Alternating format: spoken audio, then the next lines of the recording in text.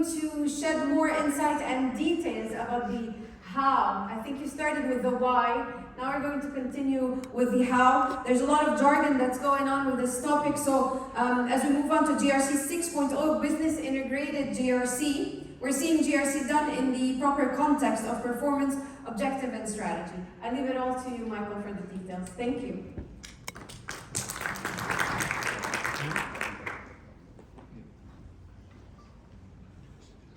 Well, we just heard there's changes for the future.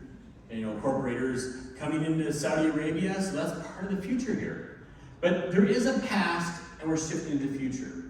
We have a past on a global context of a lot of different fragmented approaches around the world, but also within organizations to risk and compliance, to more structured focus and sharing of information to be able to navigate a very complex environment. Going back to that navigating chaos theme, being able to see what's coming at us, what's changing and developing, and being able to be prepared for that. Instead of having different departments go about their different approaches with document spreadsheets and emails or siloed solutions that might just do IT risk or some compliance function, having an integrated approach to governance, risk, and compliance. An integrated approach on the strategy level, on the process level, but also on the information technology level that brings that all together. The physicist Friedrich Capra stated, the more we study the major problems of our time, the more we come to realize that they cannot be understood in isolation. These are systemic risks, or systemic problems, which means that they are interconnected and interdependent. The physicist at this time is talking about biological ecosystems, but he might as well be talking about risk management within your organization. That we just adapt this quote here a little bit. The more we study the major risks of our time, the more we come to realize that they cannot be understood in isolation. They are systemic risks, which means that they are interconnected and interdependent. I used that example a few minutes ago, COVID-19. What starts off with the health and safety risks, increase our risks to our objectives and performance and shifts in strategy. It impacted our supply chain and the risks like modern slavery and bribery and corruption. Impacted the work from home environment. I increased IT security risk and privacy risk in that work from home environment.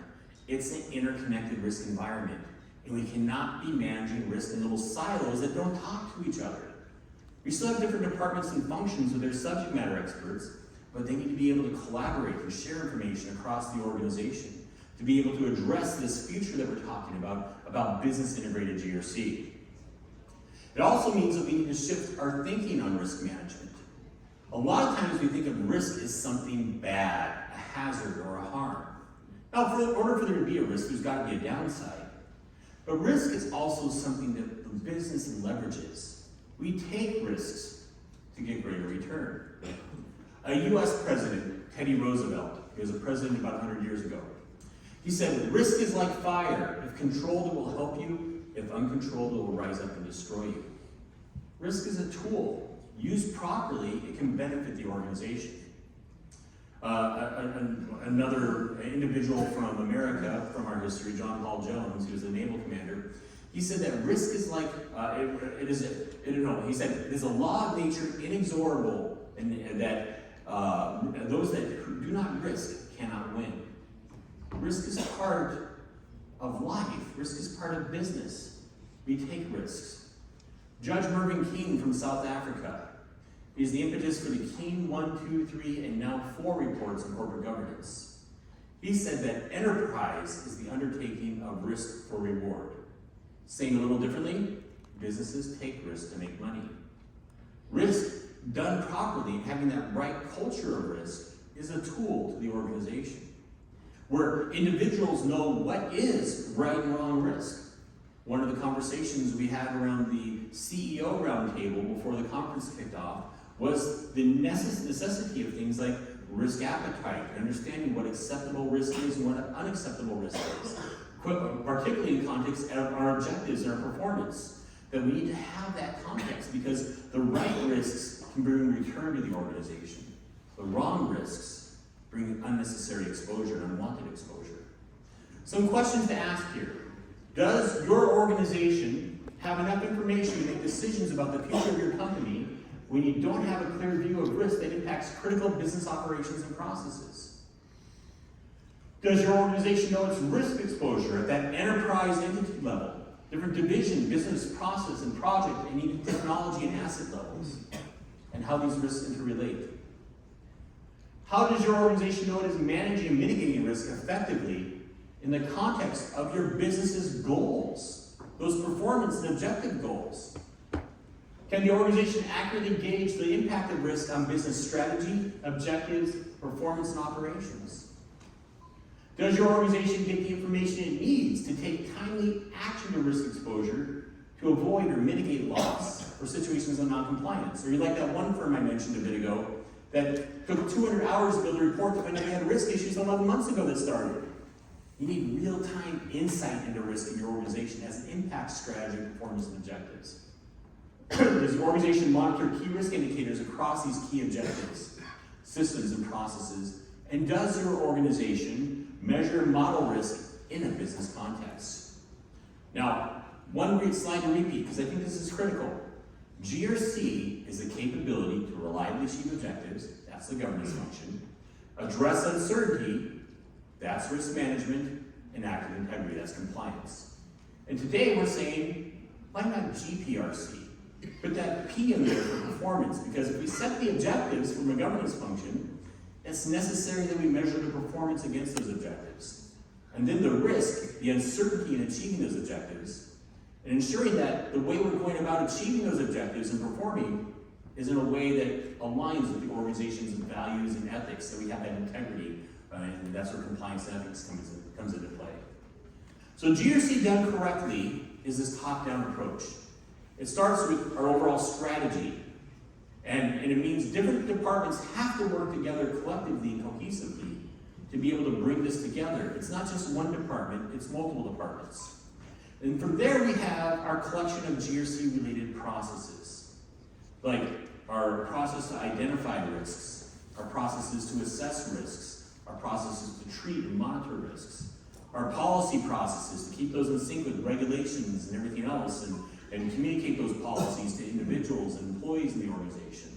Our managing our third-party risks in our extended enterprise environment, our process for onboarding relationships, third-party supplier vendor relationships, the ongoing monitoring of those relationships, the offboarding of those relationships. We have a whole collection of processes that need to be collectively defined and modeled in the organization to be able to manage GRC. And this is supported by our information and technology architecture that supports this and brings this to life and empowers it. Where we're not like that one organization that spent 80% of their staff time managing and chasing documents, only 20% of our time actually managing risk. Then we can flip that around, that we're effective in managing and monitoring risk because we're not chasing things, we're not continuously behind, and because we have real-time information. That was another thing that came up in the CEO roundtable before the event today, is the importance of real-time benchmarking data and information and insight into risk. It's absolutely critical. Again, I started this whole keynote with navigating chaos. There's a changing regulatory environment, changing risk environment, geopolitical risks, and a changing business environment. We have to keep all that in sync, and that requires that we have a strong information technology architecture for what I'm calling business integrated GRC, to bake it into the business, not be these additional layers of bureaucracy and oversight. We need to be continuously monitoring our environment for change. Changes in the external context, like the laws and regulations. And I made reference to how global financial services firms are dealing with 257 regulatory change events every business day, coming from 1,217 regulators around the world. That's just one industry. And it doesn't matter what industry you're in, there's regulations and regulatory change we have to deal with. And so we have legal and regulatory change, economic risks, that we're seeing a lot of right now, fears of recession and commodity risks, but then also geopolitical risks and tensions. How does that impact our strategy, performance, and objectives? How does shifts in technology change how we approach risk? 15, 20 years ago, we were dealing with things like social media policies. How do we deal with LinkedIn and Facebook and Twitter for business purposes? A decade ago, it was bring your own device policies. Everybody all of a sudden had their own smartphones and tablets and laptops and wanted to use for business purposes. The last 5 years, we've been dealing with like the Internet of Things, and how do we deal with the risk that the microwave in the break room, could be a security threat to the entire organization because it's connected to the internet. These things are real. There was the issue with the sensor in a fish tank in a casino that was hacked. And they were able to hack in and steal a bunch of information from the casino, personal information and data and financial information from the casino, all because of an Internet of Things device. Shifts in technology change our risk profile. And now we're dealing with artificial intelligence and cognitive technologies. And they provide so many benefits to the organization, but they also introduce an array of risks too. What if those artificial intelligence models are flawed? And they lead us to wrong risk decisions. So you have to monitor a changing external environment, but we also have to monitor a changing internal context of changing employees and processes and shifts in technology internally, and we have to keep up with all that internal context as well. So all these changes to the external and internal context, we have to bring in and then filter in to our governance, risk, and compliance program that is focused on the objectives and performance, and from there looks at risk and compliance. And looks at the mission, vision, values, the strategy, performance and objectives, processes and roles, as we aim towards principal performance. This is an OSEG term, principal performance, that we want to be high-performing organizations, but we want to stay within the boundaries of the values and ethics and guidance of what we believe in as an organization, as well as our local culture and society. We understand our risks, and we impact our policies and controls our environment that we then push out and enforce. This means, to be able to deliver this, that we need to have a very strong information and data architecture that can take in a lot of distributed and disconnected data points on objectives and performance and risks of its many different flavors, from geopolitical risk and economic risk to operational risk to IT risks and so forth, and compliance and regulations, to take all these data sets and information and contextualize and map them together, see relationships, and build out action items. Now, GRC done properly is going to start with the objectives and focus of the organization. Too often, what we call GRC should be CRG. Maybe we even drop the G, CR, or just C. Too often, I've seen organizations approach GRC starting with compliance, when good GRC is going to be done from the objectives and performance of the organization.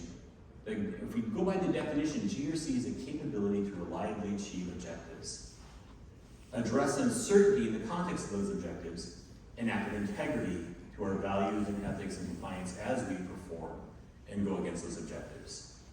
Good GRC is going to start with the objectives and understand how those objectives map to the risks in the organization, the controls in the organization, the issues, incidents, cases, and risk events, and how they impact our objectives, the roles and who's responsible for those risks related to those objectives, and who's the objective owner, the policies out there to help us have consistent processes so we can reliably achieve objectives, the obligations and regulations that we have defined, how we shape our objectives and performance, and where those objectives apply into our organization structure, from entity level objectives to division to process to project to even asset level objectives.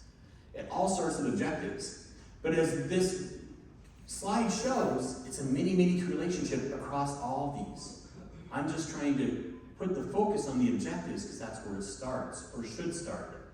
Because too often, we're missing a lot of these relationships because we're focusing on compliance elements and miss the context for all this in the objective, strategy, and performance of the organization. Which brings us to the generations of GRC technology. As it was referenced, I've been called the father of GRC because on a cold, snowy day in February 2002, 21 years ago, and in the Chicago office of Forrester Research, I just got done with a vendor briefing with a vendor that was showing how we can map risks and controls and policies. I said, this is great, this is fabulous. I spent the 90s as a risk consultant out there doing consulting work, and I said, I pictured this software, but I'm not a software developer, but this is what I envisioned. There's a whole market for this. What do we call it? GRC is what I came up with. Governance, risk, and compliance. being able to manage risks in the context of their business, as well as controls and compliance. Well, GRC 1.0, because this is February 2002, something else happened then. In the US, we had Enron and WorldCom, and Sarbanes-Oxley hit us, and Sarbanes-Oxley compliance. For you Generation X and millennials out there that don't know your accounting history, that's what started the whole focus on internal controls over financial reporting. And so I had a broad vision of GRC back in 2002. The first several years of GRC technology is focused on Sarbanes-Oxley compliance to deal with the US law right there. And so I call that first generation the Sarbanes-Oxley captivity of GRC. But then things started to broaden out to where I thought it should be going. And this is what we call enterprise GRC, GRC 2.0 from 2007 to 2012. And it's about all these different back office functions, those second and third line functions working together collectively and cohesively.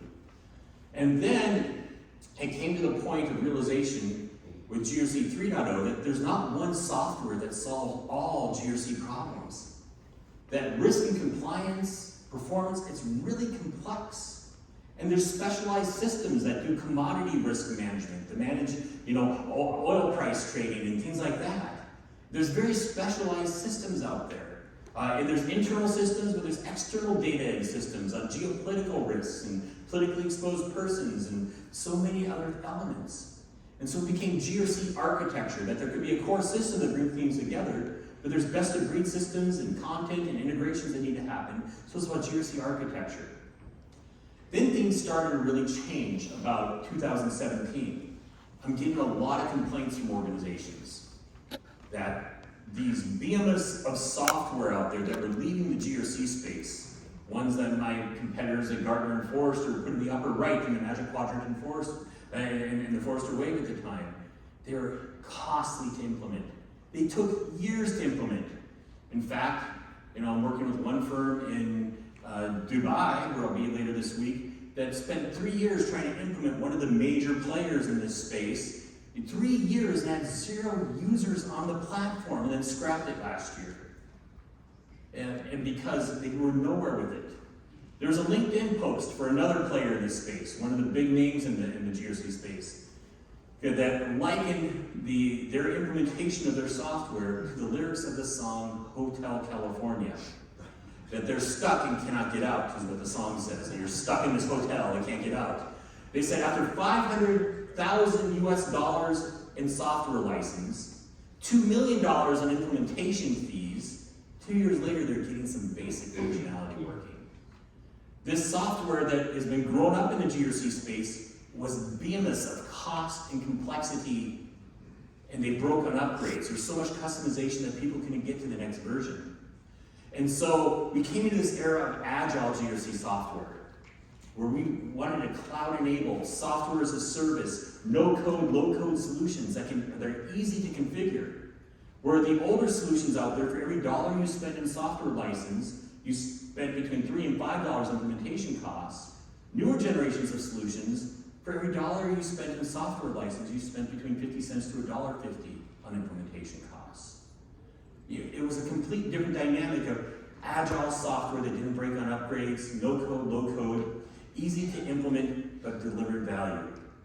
Building on that foundation, we have GRC 5.0, cognitive GRC.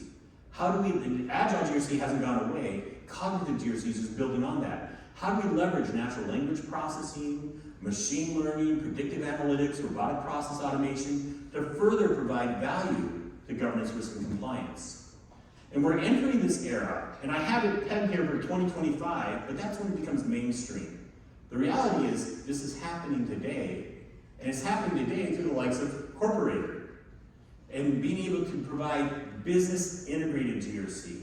Where GRC is not this separate software solution over here that provides additional layers of complexity, but it's actually part of our performance strategy and objective management system. It's business integrated, that we can manage governance, risk, and compliance in the context of performance, all on the same platform and solution. And that's where we're moving towards this era of GRC 6.0, business integrated GRC.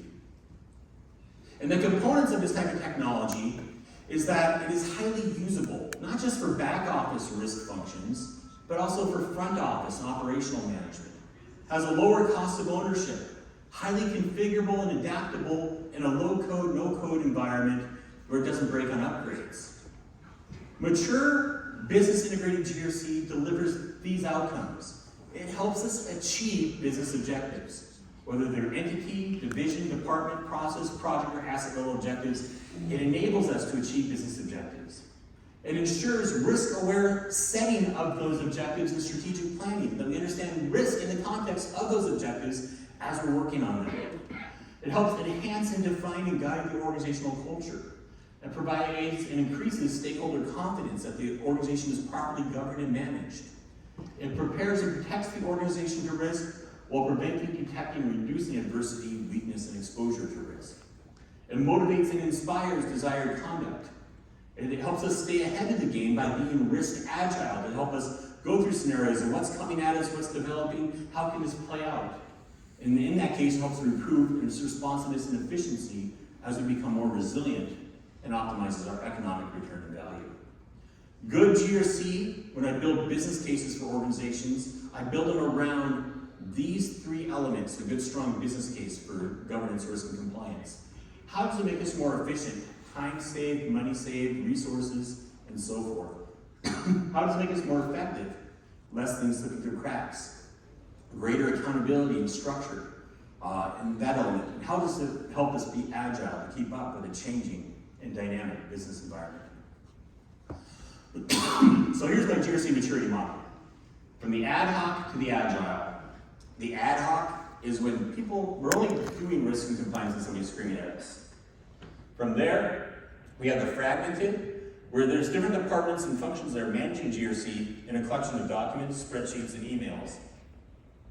And then we have the define, which the define level is where there's a structured department level view of GRC, but it's really just stuck within one department. Maybe we're doing really well in IT risk management, and we've got good technology, we see all these relationships, but just within a department area. Integrated GRC is we have an enterprise view of risk, and these different departments are working together cohesively to see risk. Agile GRC is business integrated GRC. Agile GRC is where we're managing risk and compliance in the context of performance strategy and objectives. So how do we get there? Well, first off, it's critical to plan your journey ahead of time. Where are you at now? Every organization is doing GRC, whether they call it GRC, ERM, IRM, ORM, whatever it might be. Maybe you don't even have an acronym for it. You're doing something today for risk and compliance. You go back to that maturity model, it can be the ad hoc where you're only doing something when somebody's screaming at you. But something's happening in some place for governance, risk, and compliance. What's your current state? What's your future state that you want to be at 1 year from now or 2 years from now? And what's your roadmap to get there? Then who's on your team and how do they work together, cohesively and collectively? But then you want to make sure you have the right equipment. You don't want to start your journey with a solution that's only going to get you so far because it was only designed for like one risk, like IT risks. Or it wasn't designed for business integrated GRC in the context of strategy and performance, but just more of this traditional view of risk that was focused on the hazards and harms, but not anything connected to performance strategy and objectives of the organization. You want to make sure you have the right technology and information architecture to be able to deliver on that vision that you're aiming for. And then you need to be able to plan out your journey and break it down into stages that are achievable. And you don't just run up Mount Everest. You climb up Mount Everest too quickly, and what happens? You die. Your body has to acclimate to certain levels of altitude before it's ready for the next.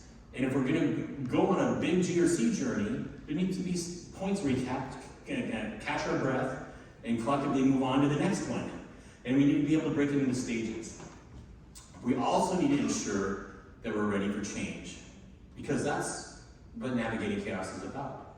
It's a dynamic regulatory environment, risk environment, business environment. Things are constantly changing. The last several years we deal with COVID-19. Last year we had the war in Ukraine and economic disasters and so much more that panned out over this. Things change. It can be a merger and acquisition. There are so many other elements. We need to be ready to adapt our program to a very dynamic world around us. So with that, I'm going to hand this back over to Jesse to move into our next part of the session today.